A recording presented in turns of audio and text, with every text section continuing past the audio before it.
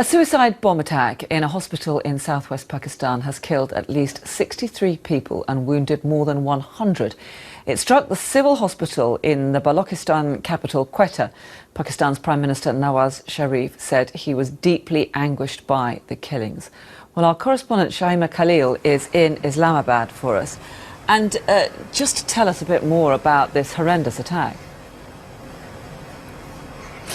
Well, this attack happened earlier in the day, and as you mentioned there, many of the injured and the dead are lawyers, and the reason for that was that a group of lawyers had come to the hospital to bring the body of a colleague, a prominent lawyer who was gunned down earlier in the day. They were there in front of the emergency ward, protesting his death, paying tribute.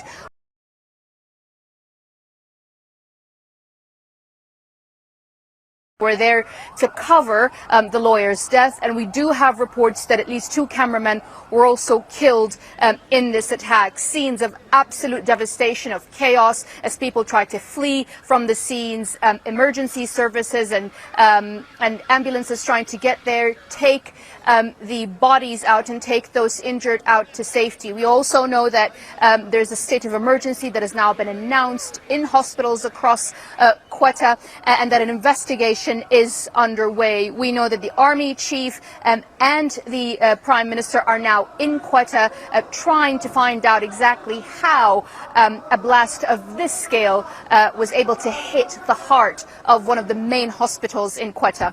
And Shaima, clearly there's been quite a bit of violence in that particular area, but an attack on a hospital would seem to be a particularly horrendous tactic. Who is being blamed for this?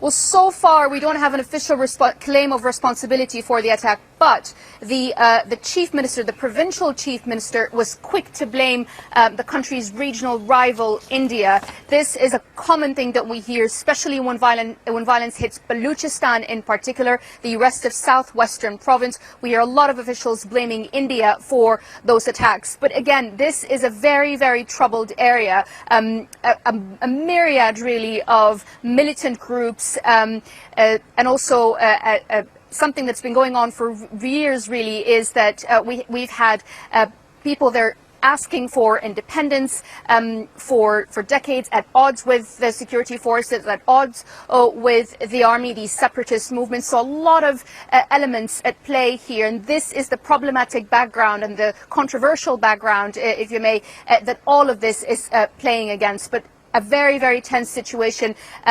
It's also important to say that Quetta has seen its fair share of attacks, that lawyers themselves have been targeted in recent weeks. But this attack is another level of violence against advocates in this city and in this area.